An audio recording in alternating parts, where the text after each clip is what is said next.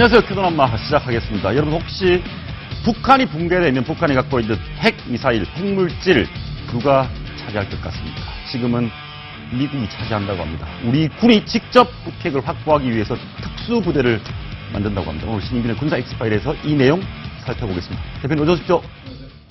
방금 제가 드린 말씀이 맞죠? 그러니까 북한이 갑작스러운 붕괴가 됐을 때 북한의 핵미사일, 핵무기는 미군이 갖습니까? 미군이 갖습니다. 미군이 가지면 우리는 그냥 아무것도 없습니까?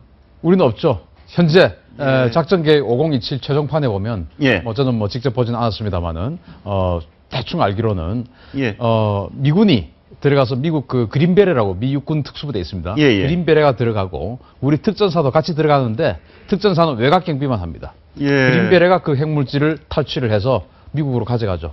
우리는 미국이 갖고 간다. 경비만 해주고.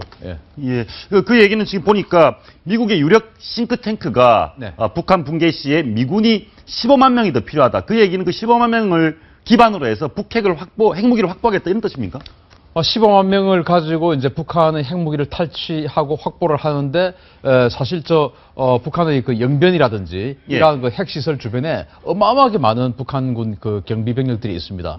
그걸 이제 다 막아내고 완벽하게 핵을 차지를 하려면은 이 정도는 있어야 된다라고 하는 건데, 근데 이제 그 랜드 연구소의 그 보고서는 조금 사실은 그 좀 자의적인 해석인 경우가 많아요. 왜냐하면 미국이 지금 지상군 감축을 하고 있는데 그 육군 8만 명, 해병대 2만 명 해서 10만 명을 감축을 하려 하고 있어요. 이라크전 끝났으니까. 그래서 이제 그걸 막기 위한 어떤 명분적 차원도 있는데, 아무튼 북한 핵은 현재로서는 미국이 가집니다. 알겠습니다. 우리는 들러리 나서고 미군이 북핵을 핵무기를 확보를 하는 셈인데, 만약에 미군도 한국도 누구도 북핵 확보를 제때 못하면, 핵무기를 제대로 확보를 못하면 북한은 붕괴됐는데 그럼 굉장히 심각한 위험에 처하는 거 아니겠습니까? 북한이 붕괴되는 시나리오를 보면 이를테면 지금 유일신이라고 할 수 있는 김정은이 정권이, 김정은이 사라지는 것이 북한이 굉장히 혼란이 오는 거 아니겠습니까? 그렇습니다. 김정은이 사라지면 지금 각 지역 군단들 이런 그 어떤 그 유력 정치인들이 각 지역 군단들하고 결탁해서 거의 군벌 체제로 내전이 일어날 가능성이 커요.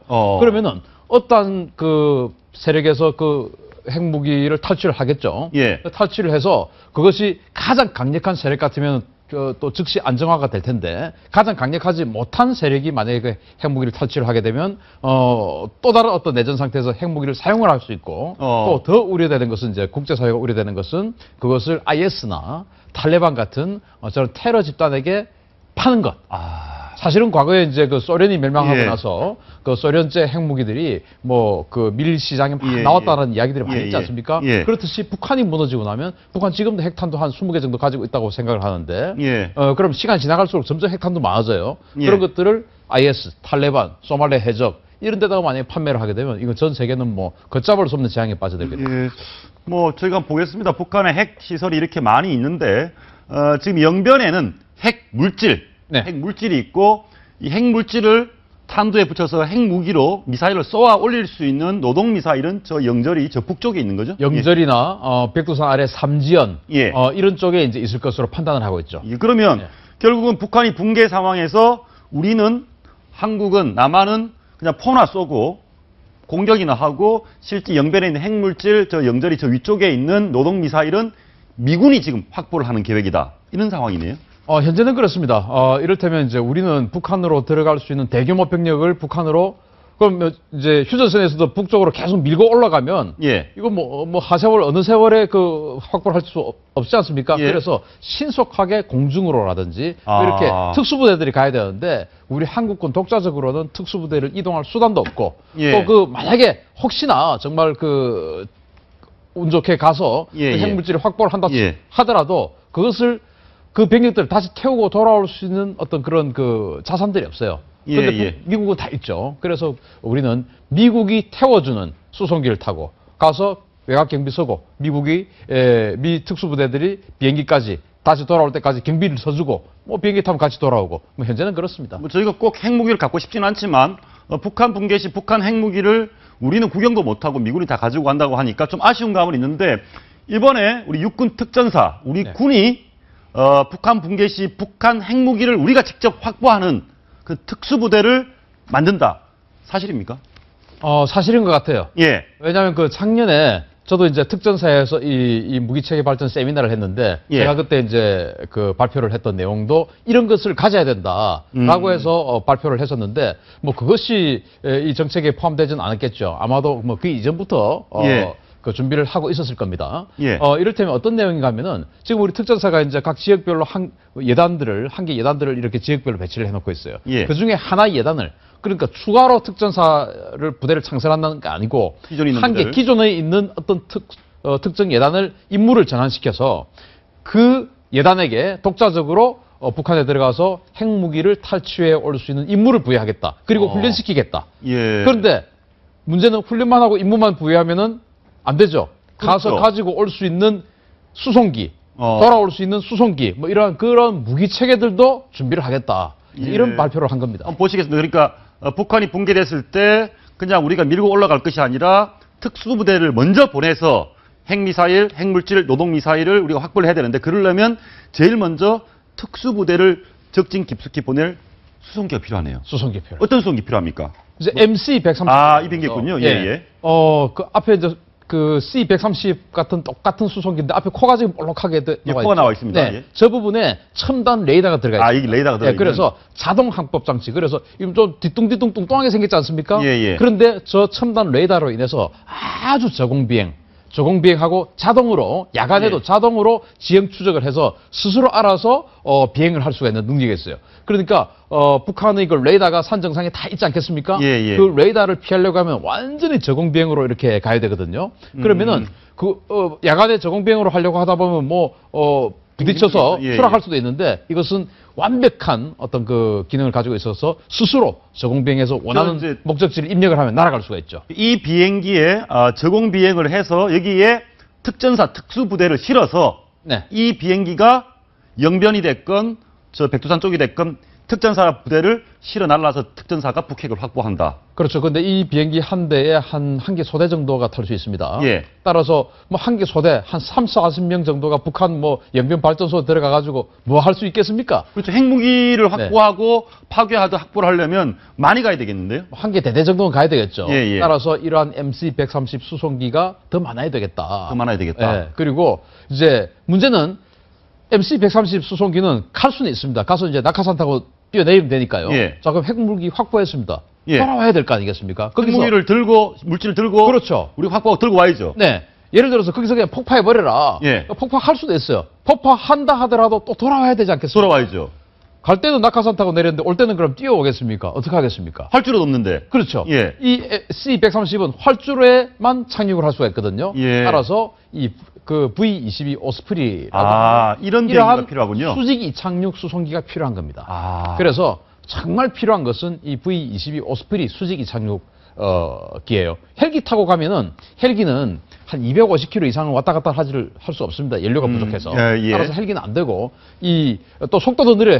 헬기 해봐야 뭐 시속 한 200km 정도밖에 안 되거든요. 예. 그러니까 이 오스프리 같은 것을 지금 보니까 화면에서 수직으로 이륙을 하네요. 수직으로 이륙하고 속도도 빨라요. 저가 한 500km 정도로 나르거든요. 저 비행기에 우리 북핵 확보를 위한 특전사 요원을 싣고 쉽고 영변이나 북핵 노동미사일 기지 주변에 우리 특전사 요원을 내려두고 우리가 확보를 해서 갖고 오면 되는 거군요. 갖고 오는 것이죠. 예. 근데 상당히 고가의 무기일 것 같은데 우리가 이렇게 뭐 좀 다 마련할 수 있습니까?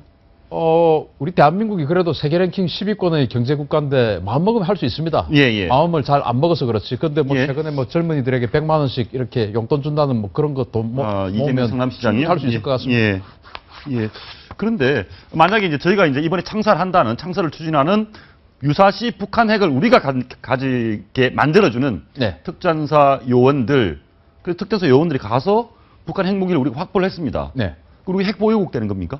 그렇게 되면 정말 좋겠죠. 예. 그런데 우리가 핵을 보유하려고 하면은 그런 마음이 있는 것이 국제사회가 한국이 지금 핵 보유, 북한 붕괴되면서 핵을 가져가서 핵 보유국이 되려고 하는 마음이 있구나. 예. 라고만 느껴도 우리는 예. 통일이 안 됩니다. 아. 왜냐? 한국이 핵 보유하면 너무나 강대국이 되지 않습니까? 그렇죠. 남북 네. 통일이 되고 우리가 북한 인구 핵무기까지 8천만 되고 거기다 경제력은 좋죠. 거기다 핵까지 가지죠. 이건 뭐 바로 세계 랭킹 뭐 한 5위, 6위 정도 되는 나라가 돼버리겠죠. 예. 그래서 그러면 우리는 통일이 안 됩니다. 따라서 중국, 미국 주변에서 안 도와준다. 안 도와주죠. 그래서 우리는 그 핵을 가지고 예. 이를테면 우리가 통일이 된다 하더라도 뭐 평안북도라든지 이런 그 북한의 북쪽 지방을 중국의 또 괴뢰 정부를 세워서 또다시 분할 통치를 하고 할 가능성이 있지 않습니까? 예. 이 핵을 가지고 중국이 못 들어오게 하는 지렛대로 사용한다든지. 우리가 핵 포기할 테니까 니들 당신 들어오지 마. 내놓을 테니까 들어오지 마라. 예. 그리고 이거 내놓을 테니까 경제 지원을 해라. 예를 들어서 뭐 어떤 수출입이나 이런 거 그 최애국 대우를 좀 몇 년간 해달라. 예, 예. 이러한 협상의 지렛대로는 충분히 사용을 할 수가 있다. 우크라이나나 카자흐스탄처럼 경제 발전에 이용할 수가 있죠. 예, 알겠습니다. 어쨌든 뭐 기분은 좋은 일입니다. 북한 핵무기를 북한 붕괴 시 우리가 일단 확보를 해서 지렛대로 활용한다. 드디어 뭐 군이 제대로 된 정책을 하는 것 같습니다. 예, 알겠습니다. 그리고 기쁜 소식이 하나 더 있습니다. 네. 우리나라가 지금 K9 자주포 이걸 인도에 수출하는데 국내 언론에서는 제가 처음 알려드리는 건데 네. 사실상 우선 협상 대상자로 지정이 돼서 이 K9 자주포를 우리가 수출을 하네요. 수출할 지금 100대 규모, 예. 100대 정도를 수출을 할 계획에 있고 지금 이제 우리 군이 예. K9 자주포를 한 대당 한 45억에서 50억 사이 정도의 가격으로 납품을 받고 있는데 예. 지금 아마도 일본하고 이제 인도하고 가격 협상을 해봐야 되겠지만은 최대한 80억 정도. 예. 의 가격으로 지금 예상을 하고 있다고 그래요. 예. 그래서 이 K9 자주포가 과거에 이제 그 터키에도 수출을 됐고 폴란드에도 지금 이제 수출 그러네요. 네, 아니, 이렇게 이 무기가 얼마나 우리 K9 자주포 이게 얼마나 성능이 좋길래 이렇게 여러 나라들이 우리나라 이 무기를 사가지고 갑니까? 얼마나 성능이 좋습니까? 이 K9 자주포가 냉정하게 성능만 따지고 보면 세계 랭킹 1위는 독일의 그 PZ 2000 자주포. 예. 그다음에 2위가 우리 K9 자주포. 저는 그렇게 세계에서 봅니다. 1, 2등을 다툰 2등인 엄청나게 성능이 우리 좋은 거예요. 이제 주한미군 있지 않습니까? 예. 이 한미 동맹군이 운용하는 모든 무기 체계 중에서 유일하게 미군 무기보다 더 좋은 게 자주포입니다. 저 포가 지금 나오고 있는 포가 미군의 포보다 더 그렇죠. 좋은. 미군의 예. 팔라딘 자주포보다 더 좋은 게 우리 K9 썬더 자주포예요. 예. 그래서 이것을 지금 인도에 수출하는 그 우선 협상자로 지정이 됐는데 잘 협상을 해서 100대 수출에 성공했으면 좋겠습니다. 예, 알겠습니다. K9 자주포 말고도 우리가 익히 들어서 알고 있는 흑표 전차. 네. 예, K2 흑표 전차. 이 전차도 굉장히 지금 수출할 수 있는 가능성이 높죠. 외국에 살려고 하는 관심이 많다면서요. 네, 왜냐하면 지금 이미 이 흑표 전차는 만들기도 전에 터키에다가 이 기술을 수출을 했습니다. 그래서 기술을요? 터키가 이 흑표 전차와 흡사한 우리 흑표 전차 기술을 가지고 예. 자기네 국산 전차를 만들었어요. 예. 아마 앞으로는 우리의 경쟁자가 될 겁니다. 예. 그런데 이 흑표 전차의 성능 또한 아주 우수해서 제가 평가하기에 독일의 레오파드 전차, 미국의 M1 전차, 다음으로 한 세계 랭킹 한 3위 정도 되는 성능이 아닌가. 왜냐하면 관통력이 너무 좋습니다. 예.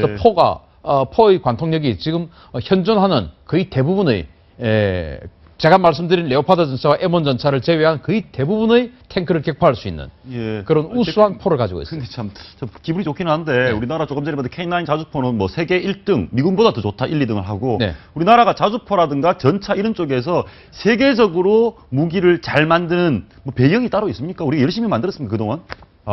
그것이 이제 그 미국의 사실은 처음에는 미국의 도움이 컸어요. 우리 그 K1 전차는 미국이 설계를 해줬고요. 그리고 더 무엇보다 중요한 것은 우리 육군이 많이 사용을 하기 때문에 일단 하나를 만들어서 가격 경쟁력이 생기는 겁니다. 우리 육군에 뭐 수백 대를 배치를 해버리니까. 그렇네요. 예. 그런데 다른 나라들은 그렇지 못하거든요. 예. 그래서 개발을 주저하죠. 그러나 우리는 뭐 대규모 육군이 있으니까 일단 하나 만들면 육군에 대량 배치가 되니까 과감한 연구 개발을 할 수가 있는 것입니다. 연구할 수 있다. 알겠습니다. 저희가 좀 공군 쪽도 T-50 고등훈련기 이 비행기도 이미 뭐 수출 많이 했네요. 벌써 뭐 1,000억 뭐 넘고 이것도 수출 많이 했는데 이 비행기도 굉장히 성능이 좋은 모양이죠. 가격 대비. T-50 같은 경우는 지금 현재 그 세계에 판매되고 있는 훈련기 중에서는 탑 뭐 제일 성능이 좋다.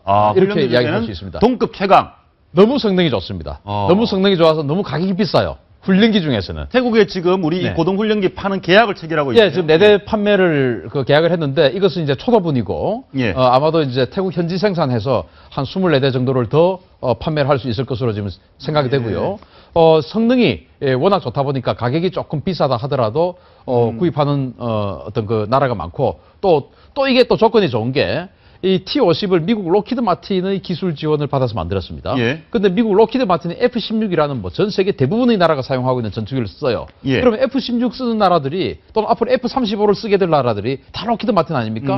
그러면은 로키드 마틴하고 호환이 되는 훈련기를 가지고 훈련하면 전투기 모으는데 훨씬 더 수월하겠죠. 그렇네요. 그런 어떤 또 배경이 있어서 수출이 지금 잘 되고 있고 예. 또 기대되는 것이 미국의 훈련기 사업을 지금 또 하고 있습니다. 예. 거기에 한 500대에서 800대 정도 되는 훈련기 사업인데 거기에 가장 확률이 높은 훈련기 중에 하나죠. 알겠습니다. 저희가 이제 우리나라 이렇게 방위산업, 군사 무기를 많이 수출국이 이 정도 수출국인지 몰랐는데 제가 확인을 해보니까 연간 우리나라가 한 4조 원어치를 네. 무기를 수출한다고 합니다. 그 정도면 꽤 나름대로 이치찬 말로 잘 나가는 서열이 높은 무기 수출국 아닙니까? 지금 이제 세계 랭킹 10위권 안에 드는 수출국이고요. 10년 전에 비해서 10배 이상 상승했습니다. 우리 무기 수출이 10년 새 10배? 10배 이상 상승했습니다. 야. 그런데 지금 이제 암초가 나타났죠. 뭡니까? 바로 일본이 올해부터 무기 수출을 하기 시작했습니다. 그동안 일본은 평화헌법에 의해서 무기 수출 3원씩 뭐 이런 해서 무기를 예. 수출하지도 않고 뭐 이런 여러 가지가 있었는데 올해부터 무기를 수출하고 있습니다. 예. 따라서 앞으로 일본과 아주 치열한 경쟁을 해야 될 것 같습니다. 일본과 치열한 경쟁을 해야 된다. 알겠습니다. 마지막으로 그걸 하나 더 물어보겠습니다. 이 우리나라 무기가 좀 추가로 네. 또 지금 연간 4조 원어치인데 또 추가로 팔아먹을 만한 또 네. 판매가 잘 될 만한 가능성 있는 무기는 어떤 게 있습니까? 가능성 있는 무기는 K11 복합소총이라고 있습니다. 소총, 예. 계속 문제가 많아가지고 계속 문제덩어리다라고 이렇게 나오는데 저는 그것을 그건 정말 획기적인 시스템이거든요. 예. 그것이 잘만 안정화되면 가격면으로 보나 예. 그리고 그 성능으로 보나 지금 계속 오류가 나와서 그렇지 그게 한 3, 4년 정도 계속 좀 안정화 작업이 되면 이거야말로 세계적인 베스트셀러가 있다고 봅니다. 예, 하나만 영상 하나 보시겠습니다. 영상 하나 보시겠습니다. 네. 이게 지금 경북 문경에서 지금 세계 군인 체육 대회가 열리고 있는데 보니까 여군들이 모습이 많이 눈에 띕니다. 그래서 네. 여군들 모습 보면서 저희가 이제 시청자 여러분들에게 이게 보니까 굉장히 유니폼도 다 다르고 저런 여군들이 있는데 현대전에서 여군이 필요합니까? 필요한 정도가 높아지고 있는 거죠? 점점 높아지고 있죠. 일단 그 여자가 잘할 수 있는 분야들이 있습니다. 세심한 부분. 예. 분명히 여자는 이제 남자보다 체력적으로 약하기 때문에 전투 임무는 남자들이 더 잘할 수밖에 없죠. 예. 그러나 전쟁이란 것이 앞에서 총 들고 싸우는 것만 있는 게 아니거든요. 예. 위에서 보급하고 계획하고 지원하고 하는 이러한 많은 임무들은 때로는 여성이 훨씬 더 적합한 인물들이 많죠. 예. 그래서 여군들 지금 우리나라도 여군 10,000명 시대가 됐는데 예. 앞으로 조금 더 늘어날 것 같습니다. 아마 우리도 지금 여군 가려고 경쟁률도 높다고 합니다. 엄청 경쟁률 없습니다. SK 최태원 회장 12대 1 이상입니다. 예. 알겠습니다. 우리나라 여성 파워를 믿어보겠습니다. 오늘 말씀 감사합니다. 감사합니다.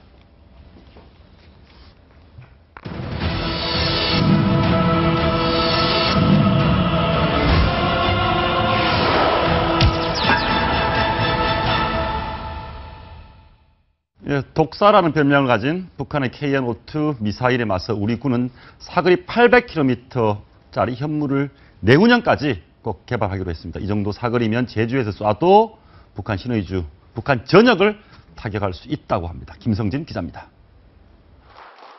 박근혜 대통령이 지켜보는 가운데 새로 개발한 현무2B 탄도미사일이 하늘로 날아오릅니다. 탄도탄은 마하 7의 속도로 500km를 날아가 제주 서남방에 떨어졌습니다. 최종 시험을 통과한 탄도 중량 1톤인 현무2B는 올 연말부터 실전 배치됩니다. 군은 여기에 그치지 않고 사거리 800km의 현무2C 탄도탄도 2017년까지 개발을 끝낼 계획입니다. 현재 대기권 재진입 기술 확인을 위한 실사격만 남겨둔 상태입니다.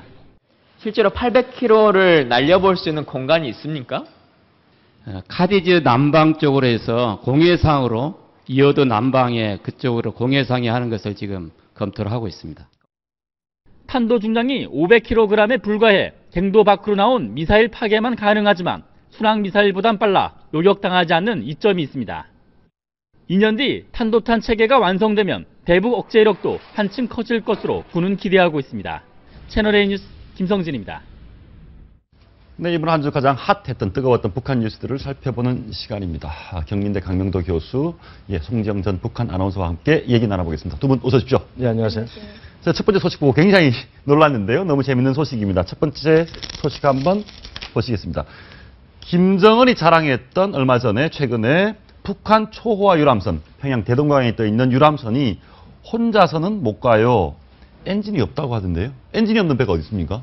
그러니까 제가 봐서는 아마 그 바지선처럼 이렇게 만들어 놓고 예. 왜냐하면 그 초호화선을 만들려면 단기간에 아무리 김정은이 지시하더라도 만들 수가 없잖아요. 예. 이 배만한 배가 뭐가 있냐 북한의 만경봉 그것도 한 3,000톤급 되는데 그 배를 건조할 때 3년이 걸렸거든요. 야, 경제가 그러네요. 좋을 때도 그랬는데 예. 그런데 지금 이 단시간 내에 이 대동강에다 띄워놓고 10월 10일에 그 행사를 위해서 만든 이 초호화 유람선이 그 자기 그 엔진으로 해가지고 신용배 최신의 그 이제 유람선 아닙니까? 지금 예, 보여준 예, 걸 예, 보면 예. 그걸 만화시 그렇게 만들 수 있다는 그 기술이라든가 엔진이나 이런 걸 다 만들자면 그렇게 쉽질 않겠는데 시간상으로도 불가능. 시간상으로도 예. 다른 데서 만들어서 끌어온다고 해도 이렇게 쉽질 않을 것 같은데 예. 제가 봐서는 그 2010년대에도 그랬고요. 예. 92년대에도 그랬고 이제 그 대동강에다 바지선처럼 가운데다 띄워놓고 화선처럼 해놓고 나무로 건조했다가 예. 행사가 끝나니까 한 달 있다 없애버린 적이 있는데 아마 그것처럼 이제 행사를 이제 가운데 대동강 한가운데 김성광장에서 바라보는 한가운데 띄워놓고 행사를 하고 거기서 이제 불꽃놀이도 하고 유람선에서 축제도 하고 한 달 있다 없어지지 않을까. 예, 그러면 지금은 저 배를 움직이려면 뭐 끈을 달아서 어디가 누가 끌고 가야 됩니까? 그러니까 이제 예. 끌어주는 손이 바지선을 끌고 다니는 배처럼 예, 아마 예. 그런 끌어서 갖다 놓던지 아니면 이미 대동강 한가운데 해놓고 그 다음에 그 작은 배나 작은 예. 배를 거기다 실어 나를 수가 있는 거죠. 아니면 그 이 김일성광장 그 앞에 대동강변에 예, 예. 세워놨다. 가운데가 아니고 그 예. 대동강변 바로 그 이제 그 한 같은데 거기다 예, 이제 예, 예. 정박해 놨을 수 있다는 거죠. 예. 근데 저기 나무 배면 그리고 뭐 자체 오래 못 갑니다. 엔진도 예. 없고 이러면 뭐 저 거기다 하다가 뭐 이 배가 침몰할 수 있는 거 아니겠습니까? 뭐 바지선 위에다 말아서 저런 걸 해놨다면 뭐 침몰 대동강 강이기 때문에 예, 예, 예. 침몰할 확률은 상당히 좋은데 모르죠. 또 왜냐하면 많은 사람들이 단번에 올라갔다가 사고도 날 수가 있는데 예. 왜냐하면 조타실을 이제 공개를 안 하더라고요. 아. 실현되면 조타실부터 보여줘 화려한 걸 보여줘야 되는데 예. 3,500톤급의 그러네요. 저 배가 유람선이면 보니까 그냥 떠 있는 거 이거 네, 또 있고 그다음에 저렇게 예. 저 배를 보려면 굴뚝이 있어야 됩니다. 그렇죠. 네, 엔진이 있으면 엄청난 굴뚝이 전혀 보이지도 않고 그리고 저 조타실도 없고. 안에 보여준 호화 시설을 보게 되면 예. 엔진이 들어가 있는 자리와 그게 전혀 없습니다. 아, 엔진이 들어가 있는 자리가 없다. 예. 과거에도 오늘 북한에서 큰 행사 있을 때, 뭐 태양절이니 뭐니 행사 있을 때 엄청난 건물이나 뭘 만들어 놓고 행사 끝나고는 네, 사라지고 이런 경우 많이 네, 있습니까? 이제 북한은 이제 속도전을 좋아하니까 속도전. 그 행사를 위해서 그냥 속전속결로 그때 이제 딱 했다가는 또 그 행사가 끝나게 되면 또 다 철수해 버리고 그런 사례가 종종 있었지요. 저희가 이제 네. 대동강에 떠 있는 수상에 떠 있는 뭐 가건물 같은 겁니다. 저게 네. 조개 위에다 지금 제 말은 올리지 않았나. 아, 저 수상 가건물. 예. 몇 달 전에 한 달 전인가 두 달 전에 나왔던 저 가건물인데 예. 조개 위에다 지금 건설하지 않았나. 규모도 비슷합니다. 저희가 아. 그 인공위성으로 본 건데 얼마나 큽니까 저게. 그러네요. 그러니까 김일성광장 바로 앞 그 거기 조반에다 그 강변의 조반에 한 거거든요. 예. 그러니까 저 위에다가 지금 건설하지 않았냐 그렇게 볼 수가 있는 거죠. 그러니까 자체 동력이 없이 그냥 물 위에 나무 띄워서 호화 시설로 만들어가지고 유람선 모양내만 냈다. 만드는 거죠. 예, 예. 예. 저게 뭐 저런 아이들은 누가 냅니까? 김정은이 저렇게 뭐 시키면 다 하고. 예. 10월 10일 당창원 행사 맞으면서 이번에 대동강변에 배를 띄우라면 그걸 배를 건조시키려면 그게 진짜 교수님 말씀하던 한 3년 걸리고 예, 예. 정말 시간이 오래 걸려야 되는데 깜짝시어로 빨리 해야 되니까 아이들을 배 한번 보시면 빨리 지금 내가지고 사진 보면 진짜 배를 움직이는 엔진이라든가 조타실이라든가 뭐 그런 게 있을 자리가 없습니다. 네. 예. 저타실도 안 보이고 그게 저만큼 큰 데면 굴뚝이 엄청 커야 됩니다. 의외로 그 연기가 나오는 굴뚝이 엔진에서 나오는 굴뚝이 있어야 되는데 그게 전혀 보이질 않거든. 예, 참. 북한이 저번에도 우리가 말씀드렸지만 김정은이 무슨 뭐 그 뭐죠? 동물원도 크게 만들고 뭐 유람선도 만들고 스키장도 하고 굉장히 어떤 외국에 있는 화려한 거에 대한 집착이 강한 것 같아요. 그렇죠. 그러니까 이제 자기 말대로 그 당창군 70돌 10월 10일 70돌을 대규모로 화려하게 하라고 보니까 예. 배를 만들어서 저렇게 하려면 돈이 너무 많이 들지 않습니까? 그렇죠. 경제적으로도 의미가 없잖아요. 그러니까 예. 저렇게 화려하게 만들려고 하니까 화려하게 만들었는데 빈 껍데기인 것 같아요. 그러니까 예. 저 배만 보더라도 빈 껍데기 아닙니까 지금 사실은. 예, 예. 배가 아니죠 사실은. 바지선에다 목조 건물 내가지고 이렇게 지은 건데 예. 한실내 쓴 건데 그것처럼 지금 북한의 경제 사정이 상당히 어렵기 때문에 이번에 10월 10일도 저는 빈 껍데기가 될 가능성이 상당히 크다고 그러면 봅니다. 이제 바지선 위에 화려하기만 하죠. 호화 유람선 모양만 내고 그렇죠. 그다음에 동물도 뭐 이렇게 그냥 이번에만 위에서 이렇게 만들어 놓고 행사 끝나면 동물원도 뭐 축소되고 저 바지선 유람선 모양새만 낸 건 사라지고 동물원 같은 거는 유지될 가능성, 동물 같은 건 동물들이 쇼라든지 이런 거는 그냥 진행이 되고 이렇지만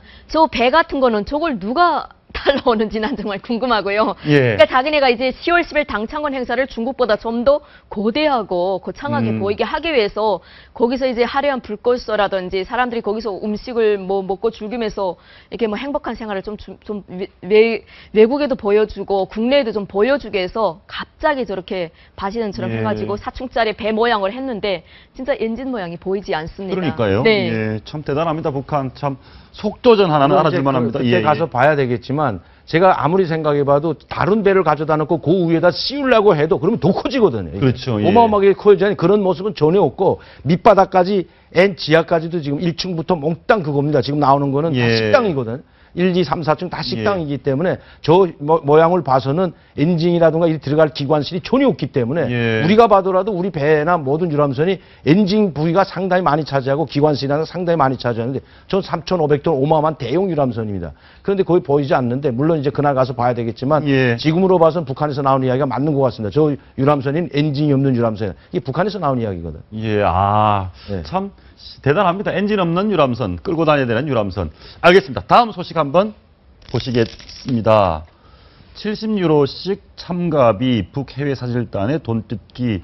하루에 그러니까 한 8만 얼마, 8, 9만 원 정도 돈을 내라는 거네요. 70유로면 한 100불 정도 되죠. 달러로 계산하면 한 100불 정도가 되는데 이게 엄청난 돈입니다. 북한에서 말하면 100불이면 엄청나죠. 왜냐하면 1불이 북한 노동자 2달 봉급이기 때문에 그러면 100불이라면 이건 정말 뭐 엄청난 거죠.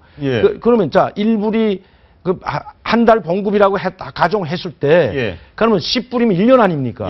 그럼 100불이면 이게 100년치 월급. 하루에 100년치 월급을 내라. 근데 지금 이게 한 사람당 그렇게 내라는 게 아니고 한 조별로 하루에 70유로씩 내라는 거거든요. 그러니까 예전에는 뭐 김일성이나 김정일 행사를 한다 이러면 자기네가 모든 걸 다 부담하면서도 그 행사에 외국인들을 이제 초청해서 할 정도로 했는데 북한이 지금 경제적으로 얼마나 달러에 목마르고 행사는 크게 치러야 되고 외국인들을 좀 초청해서 볼거리는 보여줘야 되겠는데 할 수 없이 이렇게 한 팀별로 하루에 70유로씩 내면서 이 행사에 참가해라. 이게 지금 뭐냐면 50개 나라에다 지금 초청장을 보낸 것 같습니다. 50개 나라에? 약 50개 나라에 초청장을 보내요. 동남아 자기의 뭐 이해관계가 있는 나라들, 자기네하고 좀 가깝다는 나라들, 뭐 베트남, 뭐 라오스, 미얀마, 뭐 중국, 러시아 뭐 다 있지 않습니까? 뭐 카자흐스탄 비롯한 옛 동구권 나라들과 이 동남아 사유지 나라였던 나라들한테 몽땅 보내긴 보냈는데 난감한 표색을 했다는 겁니다. 이게 뭐냐면 이 100불씩 참가비로 내면 뭐 한 10년치 월급이지만 그것도 그게 문제가 아니고 이번에 오는 비행기 값까지 다 해서 다 같이 내라. 예전에는 그렇지 않았죠. 2012년도만 해도 비행기 항공권료까지 다 보장을 해줬습니다. 아, 북한이? 그래서 한 70개 나라에서 왔는데 2012년 김일성 생일 100주년 아닙니까? 이 100주년 때는 북한에서 항공료까지 내주고 숙박비 다 무료로 제공해줬는데 이번에는 항공료는 둘째 치고 항공권도 안 내줄 뿐만 아니고 하루에 100불씩 이걸 내라고 했을 때는 이게 상당히 엄청난 거기 때문에 상당히 난감한 그 표시를 했다고 해요. 아니, 들어보니까 북한이 2012년도에 태양절 때 100주년 때입니다. 김일성 그때 100주년. 해외 사람들 초청해서 비행기값, 음식값 다 대주면서 그렇죠. 무려 1조 원을 썼다고 합니다. 엄청나게 돈을 썼죠 그때. 그 1조 원, 내가 10억 달러 정도. 1조 한 10억 달러 정도를 써가지고 뭐 엄청난 사람들을 한 70개 나라에서 손님들을 접대했는데 이번에는 우리가 항상 이야기할 북한에 지금 돈이 다 떨어졌다. 전시성 행사를 너무 많이 하기 때문에 김정은이가 올라와가지고 지금 핵 개발할래, 미사일 개발할래, 거기다 또 과학자 아파트들, 미사일하고 핵을 개발하다 보니까 거기에 들어 참여하는 과학자들을 대우를 해줘야 될 거 아닙니까? 그래서 그런 과학자 아파트, 과학자 그 고리를 조성하면서 엄청난 전시성 행사를 많이 하고 있는데 이러다 보니까 돈이 바닥이 났다는 거죠. 바닥이 나니까 이번에는 행사를 자기가 최고 지도자가 돼서 가장 큰 행사를 하는데 화려하게 크게 해야 되는데 크게 한다는 건 뭡니까? 행사 규모도 크지만 외국인들이 많이 와야 되는데 그전에는 항공까지 나죠. 한 70개의 나라 대표단을 초청했지만 지금은 이제 올 사람이 별로 없어요. 그러다 보니까 그것도 이제 항공권도 못 대주고 이미 항공권은 둘째치고 참여하는 사람들의 100불씩 내라고 하니까 그만큼 경제적 사정이 어렵다는 겁니다. 저희도 어릴 때는 뭐 그런 게 있었습니다. 뭐 강제는 아니지만 저희 어릴 때도 방위성금이라 그래서 국민들이 뭐 조금 돈을 내가지고 뭐 전투기를 사기도 하고 북한도 주민들에게 뭐 돈을 좀 거두고 뭐 내라. 각출해라 이런 게 좀 있습니까? 아, 당연히 있죠. 인민반은 인민반별로 돌아다니면서 인민반장이 이번에 당창군 10월 10일 행사를 맞으면서 돈 얼마, 쌀 얼마 다 걷습니다. 그리고 또 학생들은 학생들대로 호박씨 얼마 내라, 꼬마 땅쿠를 마련하는데 학생들이 돈 얼마 내라, 파동 얼마 내라, 파윰 얼마 내라. 동 아시죠? 동, 구리. 구리, 예, 예. 네, 구리, 그러니까 못 쓰는 구리를 내라, 또 파윰을 내라, 알루미늄. 알루미늄. 네, 예. 그런 것도 내라, 호박씨도 내라, 해바라기 씨 내라. 호박씨, 해바라기 씨는 왜 군침대 그렇습니까? 그걸 외화벌이를 해서 그걸 외국에 팔아서 돈으로 꼬마 땅크를 마련한다. 뭐 10월 10일 당창건 행사 때 달러로 이제 마련한다. 이거죠. 예. 그런 걸 해서 각출하는 게 정말 많습니다. 주민들한테 그렇게 네. 강제로 거두면 만약에 뭐 북한이 탱크를 만드는데 돈을 좀 내라 해서 뭐 각 집집마다 뭐 호박씨를 내라, 해바라기 씨를 내라 했는데 그것도 안 내면 어떻게 됩니까? 안 내면 그 인민반별로 내고 학교는 학생들한테서 이제 걷지 않습니까? 그럼 예. 인민반에서 완전히 따돌림 당하는 거죠. 아, 안 내면. 무슨, 근데 공업품 상품이 와도 상품권이 나오잖아요. 북한에서는. 공업품 예. 상점 가서 뭐 속옷으로부터 양복지로부터 신발부터 전- 이게 여기 나오는데 이게 인민반장한테 넣어놔줘가지고 거기서 인민반장이 어려운 사람들 아니면 인민반장이 잘하는 사람들부터 주는데 예. 그런 걸 안 하면 그런 걸 전혀 공급받을 수가 없는 거죠. 그러면 야, 내긴 내야 되는데 사실 반강제네요. 완전히 따돌림 당합니다. 그 안 나오고 비판을 돈으로라도 받고. 내든지 아니면 옆집에서 꼬다라도 내야 됩니다. 아, 꼬다가도. 그게 엄청 스트레스 받죠, 주민들로. 그러니까 자기는 굶어 죽는 한이 있더라도 당에서 내고 인민반에서 내라는 건 내야만이 됩니다. 안 내면 자처럼 따돌린다 항상 비판받기 때문에 살 수가 없는 겁니다. 예, 우리 주로 뭐 내셨어요? 주로 내보신 게? 제가 아까 말했던 동, 구리. 집에 구리가 있습니까? 구리 없는데 그냥 너 또- 뭐 아빠 보고 그냥 막 달래는 겁니다. 아빠 보고 빨리 어디 가서 구리를 얻어오라든지 아니면 돈으로 내든지. 학교 내야 되니까. 네, 아니면 쌀을 엄마 보고 시장에 내다 팔아서 돈으로 낸다든지 그 구리를 살 수 있는 돈을. 예. 그러니까 여러 가지 방법으로 냅니다. 돈을 내든지 구리를 내든지 아니면 뭐 식량을 내 가지고 그걸 팔아서 구리를 살 수 있는 그 값어치의 돈을 낸다든지 예. 아니면 쌀을 낸다든지 아니면 피마주 씨를 낸다든지. 피마주씨가 뭡니까? 피마주라는 게 그 비행기 기름 비행기를 닦는 닦는 기름. 예. 피마주라는 열배 옛날에 이제 일제 강점 시기에 그 피마주를 많이 심으라고 했다고 합니다. 예. 뇌 거치하는 겁니다. 간에 보발 네. 뇌 거치하는 거 이제 피마 호박씨네라고 하고 해바라기 씨네라고 하고 역삼씨네라고 하고 예, 예. 정말 내라는 게 많습니다. 아이고 참 별의별 걸 다 그렇습니다. 알겠습니다. 다음 소식 하나 더 보시겠습니다. 이설주, 김영, 임신설의 출산설까지 이 얘기는 참 많이 나오고 있는데 이설주가 지금 둘째 임신했다는 얘기가 많이 나오고 있습니다. 아니 그리고 작년에 이미 임신돼가지고 예. 금년에 2월달인가 3월달에 이미 출산을 했다고 이제 나왔거든요. 작년에 예. 임신돼가지고 뭐든 이제 뭐 우리가 이제 지켜보는 분들 뭐 의학 전문가들 볼 때 이설준 임신이 돼 있었다 작년도. 그럼 애를 낳았는데 이번에 나왔을 때 아마 저 애기는 아마 3월달쯤에 날 거다 4월달 날 거다 했는데 그동안 한 2달 동안 안 나왔다 나오기 시작했는데 그때는 아마 임신하고 나온 걸로 보여졌는데 다시 또 임신됐는지는 모르겠습니다만. 예. 네. 그래서 뭐 둘째는 이번엔 꼭 아들을 낳아야 된다 그런 얘기를 하고 있습니다. 맞습니다. 예. 예.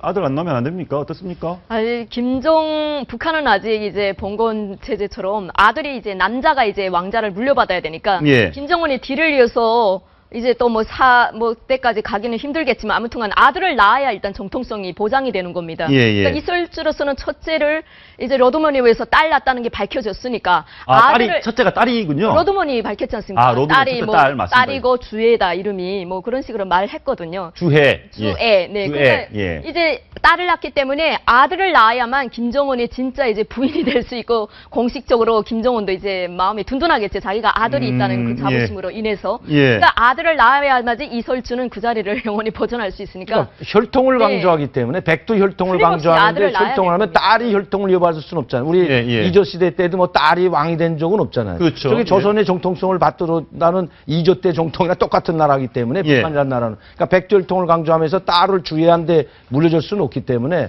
아마 이설주가 딸을 낳지 못하게 되면 상당히 그 자리도 위태롭다고 볼 수 있는 만약에 거죠. 이번에 또 딸을 낳으면 김정은은 그럼 딴 여자를 또 그렇죠. 자기 아버지가 원래 그랬지 않습니까? 아버지가 김용숙이 딸 설송이하고 청송이랑 둘 있잖아요. 예. 근데 그 딸 둘 있는데도 불구하고 고영일이라는 여자를 취해가지고 난 아들이 종철이 종훈이 여종이거든요. 그러다 보면 김종훈이도 뭐 방법이 다른 뭐 아버지한테 배운 게 뭐 뭘 배웠겠습니까? 예, 하여튼 이설주는 아들을 낳아야지만 예, 알겠습니다. 그런데 이건 어떻습니까? 정말 4대 세습이 상식적으로 가능합니까? 지금 지겨워합니다. 북한 주민들도 그렇고 간부들도 그렇고 막 무자비하게 총살을 자기만 조금만 말 안 듣는 게 아니고 조금만 회의할 때 자기가 연설하는데 조금 졸았다고 해서 사성장군 인민무력부장을 공개 청산한 나라가 바로 김정은 정권이기 때문에 예. 이게 이제 지겨워하죠. 예. 다 지겨워하죠. 마지막으로 저희가 하나만 좀 더 물어보겠습니다. 만약에 지금 김여정 임신 결혼했다 임신설도 있거든요.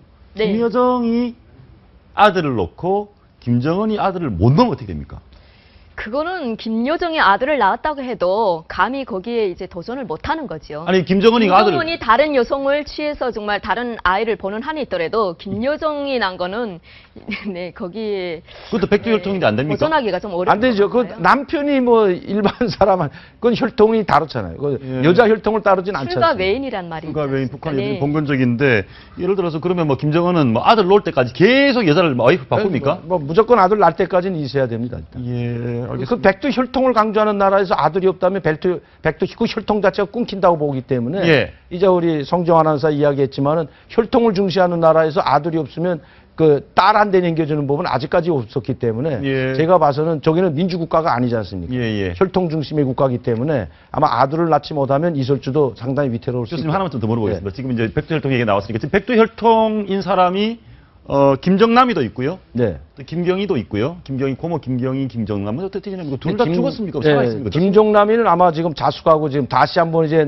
언론이라든가 김정을 비판했다간 자기 목숨이 위태롭다는 걸 알고 있기 때문에 수면 밑으로 깔아앉았다고 보고 지금도 뭔가 준비할지도 모르죠. 조용히 가만히 있으면서. 예. 두 번째 김경희는 저희가 항상 죽었다고 이야기하지 않았습니까? 이번에 간부 북한에 있던 39시 간부로 있던 그분도 이번에 죽었다고 이야기했는데 예. 살아있다면 이렇게 안 나올 수가 없는 거죠. 김경희는 죽었을 가능성이 또 병치료하고 있다면 김정은이가 병치료 고모한테 병문안 가는 거 나오게 돼 있거든요. 그 김정은의 일거실터주기라든가 이런 건 다 가면 김경희가 살아있는데 병문안 가게 되면 그게 백두혈통을 강조하는데 상당히 중요한 부분이 되기 때문에 갈 수 있는데도 불구하고 안 간다는 것 자체가 그것도 잘못된 거죠. 예, 김경희는 사망했을 가능성이 높다. 예, 그 얘기까지 듣겠습니다. 오늘 말씀 감사합니다. 네.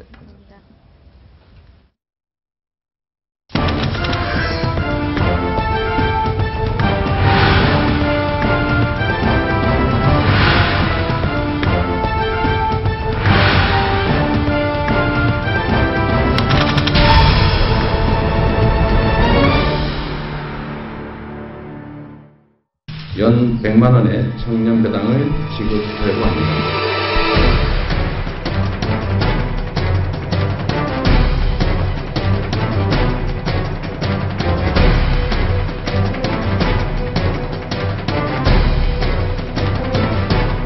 국민에게 존경받는 또 참신한 분들이 또 많이 영입이 돼야 되지 않겠습니까?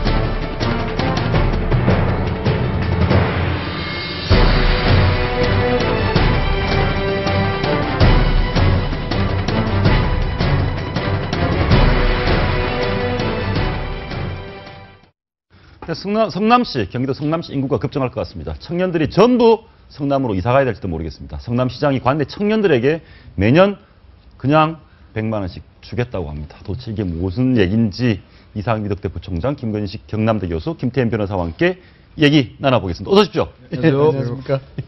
저도 참 살다 정말 황당한 얘기를 들었는데요. 황당하다고 해야 되는지 잘 모르겠습니다. 직접 한번 들어보시죠. 성남시장 말씀 한번 들어보시겠습니다. 성남에 거주하는 19세에서 24세 청년들에게 연 100만 원의 청년배당을 지급하려고 합니다. 지옥과도 같은 헬조선에서 희망을 잃어버린 청년들의 묻지마임이 늘어나고 있습니다. 말을 하려고 하는데 그냥 말문이 막혀서 말이 좀 안 나오는데 일단 내용상은 그렇습니다. 한국은 사람이 살기 어려운 지옥과 같은 나라다. 한국은 지옥. 이 지옥이 본인이 왜 사는지 모르겠습니다만 이 지옥에 사는 청년들에게 매년 100만 원 그냥 가만히 있어 주겠다. 뭐 말씀 좀 해보시면요. 먼저 말씀하셔야 될 것 같아요. 예. 이재명 시장이 이제 새정치민주연합 소속인데. 그러니까 말씀 이제 예전에 변호사 활동을 했던 분이고. 좀 이제 제가 이제 항상 말씀드리는 것 중 하나입니다만 야당이 국민들한테 신뢰를 받기 위해서는 제일 먼저 필요한 게 바로 책임성 있는 발언입니다. 예. 그러니까 주장이나 구호나 이 장밋빛 환상을 심어주는 게 뭐가 어렵겠습니까? 그건 얼마든지 할 수 있는 거예요. 예. 그것이 뭐 지금 헬조선이라고 하고 불바다라고 이야기했다고 해서 그 청년들에게 속 시원하게 1년에 100만 원씩 주겠다고 하는 말을 이건 지나가는 청소년들한테 이야기해도 귀가 솔깃할 수 있는 이야기죠. 그러나 그것은 무책임한 이야기일 수밖에 없는 거 아니겠습니까? 예. 무책임하다는 걸 넘어서 또 다른 여러 가지 또 문제점들 지적하시겠지만 제일 중요한 것은 자기가 내뱉은 말이 실제로 실현 가능한 것인지, 그리고 그것이 본래 자기가 고치려고 하는 지금 청년들의 3포, 8포, 5포 시대의 청년들의 그 고통과 한숨을 덜어줄 수 있는 근본적인 처방이 될 것인지에 대해서는 조금 더 생각을 하고 행동을 해야 되는데 정말 책임감이 없는 그런 이야기라고 봐요. 우리 김 교수님께서는 좀 친분이 있었어서 그런지 좀 아주 부드럽게 이야기를 하시는데 저는 이렇게 생각합니다. 이재명 성남시장이 지방자치단체장이죠. 유력한 사람이죠. 맞아요. 유명한 사람인데 이 부분에 저렇게 이야기하는 건 첫째 국민을 우매화시키는 정책이고요. 정책 자체도 아니죠. 국민을 우매화시킨다는 부분이고, 그 다음에 사회주의적 발상입니다. 사회주의도 저렇게 안 한다는데. 사회주의적 그런 발상이고, 저 부분에 대해서 완전히 목적이 있지 않습니까? 또 기본적으로 세 번째는 뭐냐 하면은 지방자치에 대한 기본적인 개념을 모르고 있는 거예요. 그래서 세 번째 지방자치의 기본적인 개념이 뭐냐 그러면은 지방자치도 국가행정의 한 테두리입니다. 그래서 국가행정의 감시와 통제를 받을 수밖에 없는 게 지방자치예요. 그래서 국가든 틀 안에서 지방자치는 벗어날 수 없습니다. 이 말은 뭐냐 그러면은 이건 연방제하자는 거예요. 그렇지 않습니까? 독립적으로 우리는 이렇게 하니까 중앙정부가 허가 안 하는 게 이상하지 않느냐라는 것이고, 국민을 우매하는 것은 이거 아니겠습니까? 제일 나쁜 게 사탕만 사주고 공부를 안 가르치는 거 아니겠습니까? 사탕만 사주고 공부를 안 가르친다. 이빨은 썩고 애는 바보가 되고. 19세기, 24세기 한창 혈기왕성한 나이입니다. 그럼 국가가 뭘 해줘야 되겠습니까? 돈을 줘야 되겠습니까? 기술을 가르쳐야 되겠습니까? 그런 부분이 있고요. 저희가 보니까 이재명 시장이 보니까 이 얘기만 했으면 괜찮은데 어르신들에게, 노인들에게 주는 기초연금과 비교를 했습니다. 저희가 한번 봤으면 좋겠는데요. 내용을 65세 이상 노인에게 월 20만 원씩 주는 기초연금, 청년들에게 월 8만 원씩 주는 게 좌파 정책이고 빨갱이면 기초연금. 그러니까 박 대통령이, 우리나라 정부가 기초노령연금이라는 건 노무현 대통령 때 만든 겁니다. 그러니까 우리나라 역대 대통령들이 노무현 대통령, 이명박 대통령, 박근혜 대통령이 노인분들에게 법으로 기초연금을 보좌해 주는 것이 저 얘기대로 하면 더 빨갱이라는 얘기네요. 근데 저게 이재명 시장이 뭔가 이제 착각을 하는 거죠. 그러니까 전혀 다른 차원의 것이라는 거죠. 왜냐하면 65세 이상 노인들에게 연금 주는 그런 부분들은요, 65세 이상 노인들은 공식적으로 정년퇴직한 다음에 노인들이죠. 그러니까 물론 뭐 개인마다 차이가 있겠지만 공식적으로는 65세 이상 노인들은 직업이 없는 사람들이고 자활 능력이 없는 사람입니다. 즉 고기 잡을 능력이 없는 사람들이거든요. 그러니까 고기를 주는 거죠. 복지 차원에서. 하지만 청년들은 틀립니다. 물론 청년들도 지금 실업자가 많고 3% 세대는 5% 세대 어렵긴 하지만 청년 세대는 공식적으로 자활 능력이 있는 사람들이기 때문에 그 청년들에게는 고기 잡는 법을 가르쳐 주는 게 중요하지, 고기를 주는 거는 그 포퓰리즘이라고 할 수밖에 없는 거죠. 65세 이상 노인과 청년들을 같은 어떤 레벨에서 비교할 수는 없는 거죠. 굉장히 무리한 비교인 것이죠. 이재명 저희 어르신들께서 좀 화가 나셨는데요. 어르신들께서 굉장히 기분 나쁘실 수밖에 없는 것 같아요. 저희가 황진수 교수님, 대한노인의 이사님이시기도 한데요. 황진수 교수님 직접 연결해 보겠습니다. 이사님 나오 계십니까? 네. 이재명 성남시장이 젊은 청년들에게 매년 100만 원씩, 아무 일도 안 해도 100만 원씩 주겠다고 하면서 어르신들에게, 노인분들에게 기초노령연금을 왜 주냐, 이런 얘기를 하고 있습니다. 이 정책 어떻게 생각하십니까? 말도 안 되는 정책이네요. 왜 말이 안 된다고 생각하십니까? 노인들은 현재 가난합니다.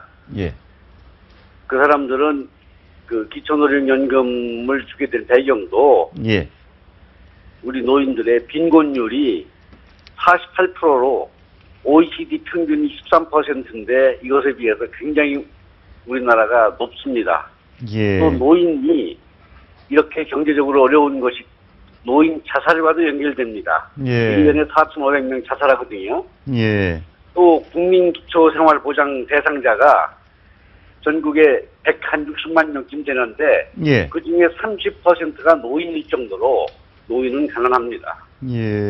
저희들 같은 세대가 이제 국제시장 세대인데 일제와 2기와 산업화 민주화를 거치면서 우리나라가 이렇게 그야말로 2만 8천 불 정도의 국가를 건설했지 않습니까? 그런데 이 사람들이 다 그렇게 부자가 아니고 참 어려운 노인들이 많거든요. 그렇죠. 연금 받는 노인이 전체 국민연금 뭐 특수지역이라고 해서 국민연금이나 사립학교 공무원연금 모든 연금을 합쳐서 연금 받는 노인이 37%뿐이 안 됩니다. 따라서 노인들이 가난하기 때문에 가난한 사람들을 보조하는 차원에서 그 노령연금이 나온 것이고 그런 연금을 청년 세대 100만 원씩 준다고 하는 것과 비교하는 것은 말이 안 된다고 생각합니다. 말이 안 된다. 지금 이사님 말씀 들어보니까 그런 것 같습니다. 그러니까 이제 또 지금의 우리 어르신들 같은 경우는 나름대로 지난 몇십 년 동안 살면서 국가에 세금도 냈고 국가에 기여한 바도 있고 그 중에 힘드신 분들이기 때문에 지원됐는데 이재명 시장은 지금 노인도 청년도 다 죽이는 정책이다. 이런 말씀하셨습니다. 청년에게 돈 주는 게 왜 청년도 죽이는 정책입니까? 물론 청년들이 앞으로 이 나라를 이끌고 나갈 세대고 청년들이 잘 돼야 조국의 미래를 책임질 가능성이 있지 않습니까? 그러나 이것은 젊었을 때 고생도 해보고 이 고생한 것으로 인해서 국가에 어떤 기여도 하고 지금 말씀하신 것처럼 이렇게 해야 되지. 청년 시절부터 복지를 공짜로 하게 되면은 계속 그런 타성이 생겨가지고 청년 시대가 나중에 나이가 들고 했을 때 복지라고 하는 것이 책임이 따릅니다. 책임을 인식하지 못한다면은 그건 안 되는 거거든요. 그야말로 복지 포퓰리즘이라고 할 수 있습니다. 이사님 알겠습니다. 저희가 뭐 실제로 그게 집행이 될지 모르겠지만 이사님 말씀 잘 들었습니다. 감사합니다. 지금 말씀 들어보니까 좀 화도 좀 나신 것 같고 그리고 무슨 뭐 전쟁부터 다 겪은 세대다 이런 얘기 하는데 그러니까 제가 보기에는 이제 기초연금이라는 것은 지금 아까 말씀 나왔습니다. 노령연금. 이미 우리 국가에 대해서 기여할 만큼 다 기여하신 분들이고요. 그리고 또 OECD 국가 중에서 노인의 빈곤율이나 자살률이 제일 높은 나라이기 때문에 국가적 차원에서 사회보호망이라는 거, 사회적 안전망이라는 차원에서 이렇게 하는 거거든요. 그건 국민적 동의와 공론화 과정을 거쳐서 한 거고요. 그거하고 지금 청년 19세에서 24세한테 아무 이유 없이 1년에 100만 원 준다는 것을 같이 비교하는 것 자체는 우리 김 변호사 말씀하셨지만 정말 어불성설의 차원이 다른 이야기를 무리하게 끼워 맞추는 거고요. 저는 이재명 시장이 정말로 진정성 있게 지금 현재 살고 있는 대한민국을 헬조선이라고 스스로 자괴하면서 서로 열받아 하는 이 청년들에 대한 해법을 제시하고 싶으면 이런 식의 말도 안 되는 무책임한 선심성 공약이라든지 이런 걸 하지 말고 제발 정신 차리는 야당을 좀 만들고 성남시라도 어떻게 경제를 더 발전시키는 역할을 좀 하고 청년들의 이 한숨 쉬는 것을 막는 게 무슨 돈 조금 줘도 되는 게 아니지 않습니까? 국가 전체의 경제 발전 전략을 새로 짜고 국가의 새로운 성장 동력을 만들어내고 성장 엔진을 만들어내는 거시적인 전략이 필요한 건데 19세, 24세가 사실 아시지 않습니까? 그 나이가 혈기방장해서 지금 한참 공부할 나이고 한참 놀 나이인데 거기 100만 원 지어주면 뭘 하겠습니까? 뭐 환장하겠죠. 그러니까 막말로 하면 물론 이제 또 열심히 그거에 도움되는 사람도 있을 거예요. 아마 만약에 그런 분 그런 청년 세대들한테 도움을 주고 싶으면 이렇게 무작정 돈을 나눠주는 게 아니고 진짜 필요하다면 등록금에 좀 도움을 장학금을 늘린다든지. 그렇죠. 그렇게 해서 도움 받아 물론 이제 저 100만 원을 줘서 그렇죠. 성남 지역 관내에 그런 것들을 옆에서 협력할 수 있는 청년들의 취업 준비를 위한 여러 가지 제도 장치를 좀 보완한다든지 이런 걸 할 수 있으면 되겠습니다만 어떻게 연금 나눠주는 것좀 턱턱 나눠주는 건 제가 돈이 무한정 많으면 나눠주면 좋죠. 그 중에 그렇죠. 일부는 뭐 술 먹고 하더라도 일부는 그것이 삶에 도움이 될 수도 있으니까. 근데 저희가 네티즌 반응만 봐도 바로 나옵니다. 지금 국민들이 황당하다. 성남시만 공산주의 만들려고 하나 청년들 전부 성남시로 이사 가겠네. 나라 미래의 기둥을 썩게 만드는 포퓰리즘의 전형이다. 이런 얘기까지 나오고 있는데요. 이거 어떻습니까? 지난 추석 얼마 지나지 않았지 않습니까? 추석 때 대학교 다니는 손자가 시골집에 가가지고 할머니 할아버지 매달 얼마씩 받아? 왜 나는 안 줘? 이런 거거든요 지금. 그렇죠. 할머니는 왜 받고 나는 왜 안 줘? 참 이게요. 이재명 시장이 정신을 좀 똑바로 차려야 됩니다. 뭐냐면은 이 기본적인 헌법 개념도 모르는 거거든요. 헌법에서 보장된 사회 그 복리에 대한 부분, 사회 보장은 노인, 연소자, 여성 뭐 이런 순들이에요. 그래서 청년에 대한 부분은 사실상 해당이 안 된다기보다도 여기에 그 소위 그 복리라든가 챙겨줘야 될 그런 부분에서는 중요 부분이 아니라는 부분을 좀 아셔야 될 것 같아요. 그런 부분이고 이야기하셨다시피 노인 지원에 대한 기초연금은 당연하지 않습니까? 사회에서 은퇴하신 분들이에요. 그것은 정말 국민의 복리적 측면에서 당연히 해줘야 되는 부분입니다. 그러나 청년들은 지금 사회에 역할을 해야 될 그런 나이고 그 준비를 해야 될 그런 나이인데 예. 세상에서 가장 쉬운 정책을 지금 하고 있는 거 아닙니까? 이럴 바에는 차라리 국민 세금 걷어서 그냥 도로 안 만들고 다리 안 만들고 공장 안 만들고 예. 그냥 돈 주면 되는 거죠. 예. 그런데 국가가 왜 세금을 걷어서 도로 넣고 인프라 만들고 공장 만들겠습니까? 그거는 국가에 대한 미래거든요. 예. 미래고 여기서 자생할 수 있도록 국민들이 자생하고 여기서 자급자족할 수 있도록 하기 위한 시스템과 그 네트워크를 만들어주는 겁니다. 그게 정책이거든요. 그거는 중앙이든 지자체든 똑같은 겁니다. 그런데 그런 부분을 안 하고 여기 그냥 돈을 준다?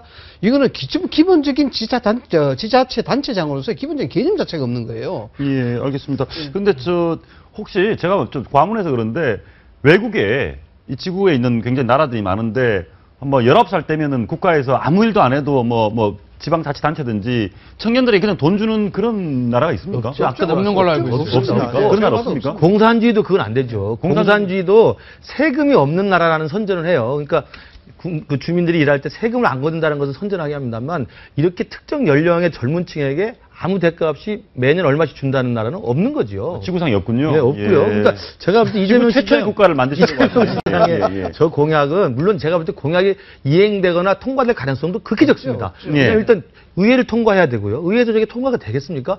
의회에서 통과된다 하더라도 이것은 지자체가 개별적으로 할 수 있는 게 아니기 때문에 중앙부처인 복지부하고 상의를 해야 됩니다. 복지부가 이걸 수용할 리가 없죠. 그러니까 제가 볼 때 어떤 생각이 드냐면 이거 혹시 노이즈 마케팅이 아닌가 생각이 드는 거예요. 아, 이상한 얘기 해가지고 자기 관심 끌려고. 청년들한테 귀가 솔깃하고 계속 논란이 되면서 이야기거리가 되지 않습니까? 그래서 이재명 시장이 정말 진정성으로 정말 이 청년들의 그 아픔과 서름을 해결하기 위한다면 이런 노이즈 마케팅으로 오해 사기보다는 장기적이고 전략적이고 비전을 제시하고 실제 해법을 제시할 수 있는 그런 고민들 지금부터 하는 게 필요하지 이건 제가 볼 때 좀 잘된 방법은 아니라고 우리나라에 그 노이즈 마케팅으로 포커스 바꿀 희망하시는 분 몇 분 대표적인 분 계시지 않습니까? 여러분들 계시죠? 예, 여러분 계시는데 그 중에 아마 대표적인 분이 저분 아닐까? 과거에도 이제 무상 시리즈를 많이 하셨어요. 보니까 자, 보시죠. 내용을 보면 산후조리가 먼저 나오는데 이 부분은 좀 그런 것 같아요. 저는 개인적으로 이렇게 우리가 지금 저출산 시대니까 출산 이후에 산후조리를 조금 도와주겠다. 이건 조금 그래도 그나마 이해가 좀 가는 부분이 있는 것 같은데 교복도 공짜, 친환경 급식도 공짜 그러다가 이제는 그냥 가만히 있어도 나이만 되면 매년 100만 원씩 주겠다까지 나왔습니다. 저분이요. 제가 볼 때 머리가 기가 막혀요. 그러니까 무상을 하는데 누구한테 뭘 무상할까 포인트를요. 그때 가장 이슈가 되는 걸 찾아가는 거죠. 말씀하신 저출산이니까 산후조리 찾아갑니다. 그다음에 교복값 비싸다니까 한참 있었지 않았습니까? 그러니까 교복 찾아가요. 그러니까 청년들 없다 그러니까 지금 또 청년 찾아갑니다. 기가 막히게 찾긴 하는데 문제는 가려운 데를 찾는데 그 해결책이 틀렸다는 거죠. 해결책을 다 퍼주는 걸 하지 않습니까? 예를 들어서 저출산이 문제된다고 하면 산후조리를 무상으로 할 게 아니라 다른 어떤 좀 적극적인 부분의 정책, 예를 들면 뭐 고용 같은 경우도 고용을 창출할 수 있는 거라든지, 예를 들어서 교육이라고 하면 어떻게 하면 그 어려운 학생들의 어떤 교육 문제를 풀어줄 거라든지 이런 식의 접근해야 되는데 문제가 있는 데는 찾으나 해결책은 전부 다 예산 갖다 퍼붓는 거라는 거죠. 안 되는 걸 알면서도 합니다. 왜냐면 지금 그 조리원이랑 교복 같은 경우에도 복지부에서 제동에 걸렸거든요. 그럼 이것도 안 된다는 걸 알 겁니다. 근데 왜 했겠어요? 이슈화 만들고 싶은 거죠. 아, 나는 이렇게 주는 걸 좋아하는 사람이다? 주는 거 좋아하는 사람보다 나는 나름의 이제 포퓰리즘 정책으로 하면 수혜를 입는 층이 있지 않겠습니까? 나는 그런 어려운 사람들을 위한 일종의 전사다. 나는 무상 전사야. 나는 주고 싶은데 저 대통령이나 위에 있는 분들이 나빠서 못 준다? 예. 그런데 지금 이렇게 하는데 1년에 한번 예산이 600억 정도 드는 모양입니다. 600억 적은 돈 아닌데 성남시가 재정자립도가 50%거든요. 그러면은 정부한테 돈을 벌려야죠. 정부가 돈을 주면 일반 회계에서 갖고 오면 저 제주도에 사시는 분은 성남시가 어떻게 생겼는지 구경도 못하고 성남시 사는 청년들에게 제주도 사는 분이 귤 이렇게 따고 일감 농사 지으시는 분이 돈을 내서 성남시 사람들 청년들에게 돈을 줘야 되는 황당한 일이 벌어지거든요. 그래서 죄송합니다만은 그래도 한 시에 지자체 단체장을 하려고 그러면은 그 정책 발표하기 전에 꼼꼼하게 따져보고 여기에 대한 명분을 확실하게 제시를 해야 됩니다. 우리 앵커께서도 지적하셨습니다만은 어떤 대한민국의 청년들이 성남시로 다 전입하면 어떡하려고 그럽니까? 예. 그렇지 않습니까? 이걸 하기 전에 따져봐야 되지 않습니까? 그러면은 언제 재임 기간만 이걸 할 것이냐, 아니면 계속적 지속과 일관성을 가지고 계속 영원하게 이 정책을 만들어 갈 것이냐에 대한 부분, 그다음에 돈에 대한 부분, 이걸 법적 근거를 어떻게 가져야 되느냐 이 부분도 있고, 그다음에 다른 도시에서 있어 왔을 때는 청년들에게 어떻게 그 사람도 돈을 줘야 되느냐 이런 것까지도 아주 꼼꼼하고 세밀하게 나와야 되는데 그런 자체가 없지 않습니까? 다만 나오는 게 트위터라든가 여러 가지 이제 그 방송의 발언을 통해서 그러면 박근혜 대통령이 하는 것은 좋은 정치고 내가 하는 것은 빨갱이냐 뭐 이런 식으로 자꾸 노이즈 마케팅을 진짜 하고 있는 거거든요. 그렇기 때문에 여기에 진실성이 없다는 것입니다. 제가 볼 때 이재명 시장이 정말 청년들의 아픔을 해결하기 위해서 정말 전사로 나서고 싶으면 저런 실천 가능성이나 그 실현 가능성이 없는 이야기를 말하기보다는 성남시장 업무 잘하고 다음에 국회의원 하시고 재선 3선 하셔서 대통령 하신 다음에 했으면 좋겠어요. 하신 다음에 할 수 있을지 모르겠습니다만. 사실 뭐 어지간한 얘기면은 좀 논란이 논쟁의 여지가 있는데 이거는 뭐 너무 어이가 없어서 별로 할 말이 별로 없습니다. 그래서 저희가 이제 최근 정치 이슈 하나만 더 좀 짚어보겠습니다. 좀 청와대의 박근혜 대통령 또 청와대 쪽과 김무성 대표가 여당권 다툼이 있습니다. 제가 그거 하나 물어보겠습니다. 지금 휴전은 된 건 맞습니까? 끝났습니까? 김무성 당대표 입장에서는 국민을 복금이죠. 뭐냐면 가슴 속에 칼을 품고 있고 밖으로 안 내보이는 그런 정도입니다. 김무성 대표가 칼을 내지 않고 그렇죠. 품고 있다? 품고 있다. 이렇게 봐야 되는데 이것이 이제 앞으로 어떻게 발전될 것인가에 대한 문제인데 저는 이렇게 봅니다. 김무성 당대표가 지금 대립각을 세워서 싸워서 이길 가능성이 있느냐라는 부분은 좀 면밀하게 봐야 되는데 실질적으로 싸워서 이기려 그러면은 김무성 대표를 디펜스하는 소위 보완해주는 그런 세력이 확실하게 결속이 돼야 됩니다. 근데 그게 아직 안 돼 있다는 거. 그다음에 과연 김무성 대표가 자기 대권을 위한다 그러면 지금 이 상황에서 대립을 하는 것이 자기 대권에 유리할 것인가에 대한 부분인데 아직까지 멀다는 거죠. 왜 뭐냐? 박근혜 대통령의 절대적 지지가 25%를 탄탄한 지지도를 갖고 있습니다. 대권을 하려면 그 지지도 받아와야 됩니다. 그렇지 않습니까? 그리고 친박에 대한 부분, 소위 전국의 그립을 잡고 있는 부분 주류 세력들입니다. 그 사람들과의 연대 또는 협의 관계가 있어줘야 됩니다. 그것이 지금 상황에서 소위 말하자면 판을 깨기가 이르다.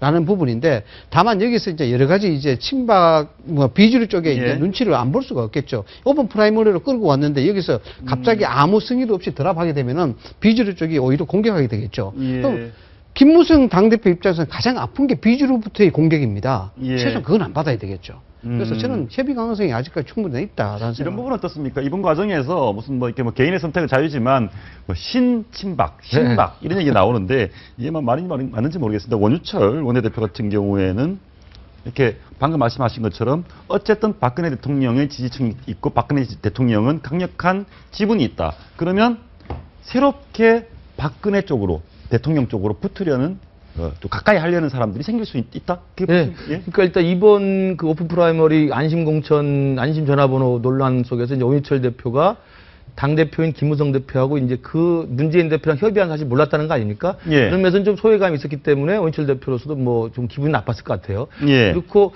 실제로 오인철 대표는 이제 대통령하고 각을 세워서 결국 쫓겨나다시피 물러난 유승민 대표의 뒷자리를 이어서 친박과 비박이 합의 추대 형식으로 됐기 때문에 당연히 청와대하고 잘 지낼 수밖에 없는 상황이라고 봅니다. 그래서 저는 뭐 새로운 친박이 생겼다 해서 신박 이야기하는 건 뭐 있을 수 있다고 보는데요. 저는 이번에 이 안심번호 논란을 새누리당에서 진행하는 걸 보면서 무슨 생각이 들었냐면요. 정치학자들이 볼 때도 공천 방식과 관련해서 오픈 프라이머리가 정말 절대적으로 좋은 제도냐, 전략 공천이 꼭 필요한 제도냐에 대해서는 다 논란의 여지가 있습니다. 전략 공천도 장점이 있고 단점이 있는 거고요. 오픈 프라이머리도 현실성이 있고 비현실성이 있는 거예요. 그렇다면 그 당 내에서 정말 닦아놓고 전략 공천과 오픈 프라이머리의 장단점과 실제 자기들의 집권 가능성이 어떻게 도움이 되고 국민들에게 어떤 게 또 도움이 되는지를 허심탄회하게 대화를 먼저 할 필요가 있어요. 그런데 이번 뭐 그 내용도 내용이지만 뭐 박근혜 대통령 쪽 또 비박 쪽인데 김성태 의원이 김무성 대표에게 보낸 문자가 공개가 됐습니다. 그렇죠. 저는 이걸 보면서 정치권 내부가 어떻게 돌아가는지를 좀 엿봤는데요. 내용을 보면 좀 너무 좀 심한 게 아닌가. 의원들의 뜻을 끝까지 지켜내겠다. 돌마다도 지켜내겠다.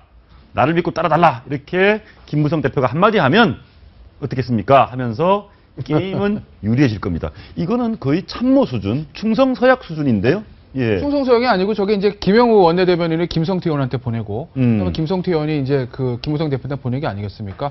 두 사람은 소위 이제 개파를 따지나면은 김무성 대표 쪽 사람이죠.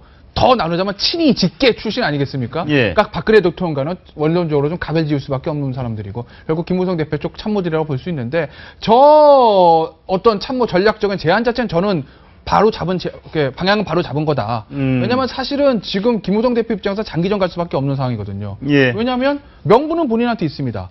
어쨌든 전략 공천을 안 하겠다. 전략 공천이 잘못하면 전략 사천이 되니까 공천권 하나 어떤 형태로든지 국민에게 돌려주겠다는 그런 명분. 더군다나 청와대가 지금 당의 공천 문제에 개입하려는 그런 움직임이 사실 여론에 약간 안 좋은 분위기가 있기 때문에 예. 명분은 있으나 아까 이상희 총장 말씀하셨듯이 힘에서는 사실 현직 대통령과 부딪혀서 지금 이길 수는 없는 상황이거든요. 그렇다고 보면 김무성 대표는 명분을 내세우고 장기전 갈 수밖에 없는 거죠. 그러니까 저 전략은 저는 바로 잡은 전략이라고 보는 것이고 어차피 뭐 김무성 대표 측근 의원들이 이 사태를 해결하고 있는 전략을 전달하는 거야 뭐 너무나 당연한 흐름 아니겠어요? 예, 알겠습니다. 아무튼 이게 참 어느 쪽이 세 보이면 이쪽으로 갔다가 왔다 갔다가 뭐 정치 승리인 것 같습니다. 청와대 예. 쪽에서 당연히 국정 후반기 안정적인 운영을 위해서 전략공천을 하고 싶겠죠. 근데 지금 일부 언론에서 전략공천 나오는 사람들 면면을 보면 정말 좀 국민적 눈높이를 좀 맞출 필요 있다고 봐요. 지금 전략공천 하겠다고 나오는 언론에 나오는 것이 함량 미달이다. 그런 말씀해 주시죠. 10초만 말씀드리면 죄송합니다만 이렇습니다. 지금 친박계 청와대에서 지금 거론되고 있는 총선 출마 그 수석급이라든가 비서관급들 사실 전쟁 그거입니다. 왜냐 그러면 이번 사태로 인해서 사실상 당선되기나 또 거기에 나서가기가 굉장히 깜깜해진 상황이 됐어요. 알겠습니다. 아무튼 한쪽에서는 더 힘들어졌다는 얘기고 한쪽에서는 함량 미달인 사람이다. 예, 알겠습니다. 나대로 선생님 네컷 만화 보는 시간입니다. 이 노래 잘 아시죠? 새벽종이 울렸네. 예, 새마을 노래가 밝고 새 아침이 밝았네. 자, JP 김종필 총리가 보는 전 총리가 보는 반기문 유엔 사무총장의 속내는 뭘까요? 한번 보실까요? 예. 자의반, 하의반. 예, 아주 예술인데요. JP의 유명한 어록 아닙니까, 저게? 예, 자의반, 하의반. 예. 자, 새벽종이 울렸네. 새 아침이 밝았는데, 보니까 JP가 보는 반기문 총장의 속내는 스스로 생각도 반기문, 남들도 반기문. 그럼 100% 반기문인데요? 예. 이렇게 어떻게 보셨습니까? 정말 명언입니다. 왜냐 그러면 지금 상황 자체를 아주 시적절하게 표현하는 얘기예요. 예. 반기문 총장은 무슨 출신이냐? 정치 출신이 아닙니다. 정치 출신이 아니기 때문에 스스로 나가서 험로를 개척해 나가고 투쟁적으로 정치를 할 그런 사람이 아니라는 겁니다. 예. 그러면 땡겨주면 나가겠다. 예. 옹립해주면 나가겠다. 이런 부분이 있죠. 그 마음은 있다는 거죠. 이 부분을 예를 들어서 친박이라든가 정치권 어느 쪽에서 뭐 아주 강하게 땡겨주고 이것이 여론화되면 언제든지 나올 수 있는 그런 가능성이 있다라는 것을 확실하게 이야기해 주는 거죠. 예, 자의반, 타의반. 자, 볼수록 재밌네요. 새벽적인 새 아침 밝았네. JP가 보는 반기문 속내는 그러니까 스스로 생각해도 다음 대통령 반기문, 남들도 반기문. 그러면 이제 반기문 총장이 저렇게 아주 절묘한 표현을 해주셨습니다. 다음 네컷 만화 한번 보시겠습니다. 나대로 선생님의 두 번째 네컷 만화인데요. 첫 번째는 국정원이고요. 정보 요원은 입담은 선글라스맨. 무슨 내용이 대충 알 것 같습니다. 이게 이 정보 요원 노출하면 안 되는데 노출시킨 그렇죠. 예, 전 국정원장을 김만복 국정원장을 얘기 견해한 것 같은데요. 김 전 국정원장은 상습, 노출증, 기밀, 좀 말씀하기 좀 그렇지만 하여튼 기밀 노출한다 이런 얘기를 했고요. 결과를 한번 볼까요? 바바리맨인가 너무 강하게 비판을 하셨네요. 19금 같은데 이거. 예, 좀 비판을 세게 해주셨는데 어떻습니까? 이제 최근에 국정원이 고발한다고 합니다. 김만복 전 국정원장이 너무 기밀을 많이 해서 고발을 하겠다. 고발 가능합니까? 가능하죠. 예. 이제 국가정보원 직원법에 보면 퇴직 중이라도 비밀 누설하면 안 되고, 그다음에 비밀과 관계된 직무상 알게 된 걸 책으로 출간할 때는 원장의 허가를 받아야 되거든요. 예. 그걸 안 했다는 거잖아요. 예. 물론 김만복 원장은 그건 비밀이 아니야, 알려진 사실이야라고 얘기를 하고 있으니까 그 내용이 정말 비밀인지 아닌지 이제 검찰에서 고발이 되면 그걸 따져봐서 그게 이제 쟁점이 될 것인데. 어찌됐든 간에 중요한 사실은 예전에 중앙정보부터 시작해가지고 지금 국정원까지 수많은 원장들이 있었고 그 원장 중에서 뭐 감옥 갔다 온 사람들 많고 온갖 사람 있지 않습니까? 칭찬받는 사람도 있고 비판받는 사람도 있고 그 사람들 중에서 책을 출간했다. 알게 된 자기가 직무상에 알게 된 국정원에 있을 원장 재직할 때 알게 된 사실을 책으로 출간한 얘는 없습니다. 여하를 막론하고 유일한 사람인 거죠. 이거는 설사 기소가 되고 유죄를 받지 않더라도 국정에서 고발해서 한 번은 이 행동을 끊어줘야 그래야 제2, 제3의 김만복 원장이 안 나올 겁니다. 예, 알겠습니다. 오늘 말씀 잘 들었고요. 어찌됐건 국정원이 음지에서 일하며 양지를 지향한다는 사실을 새삼함때 세계 보겠습니다. 오늘 말씀 감사합니다. 네, 큰 눈 한번 마치겠습니다. 편안한 주말 보내십시오. 감사합니다.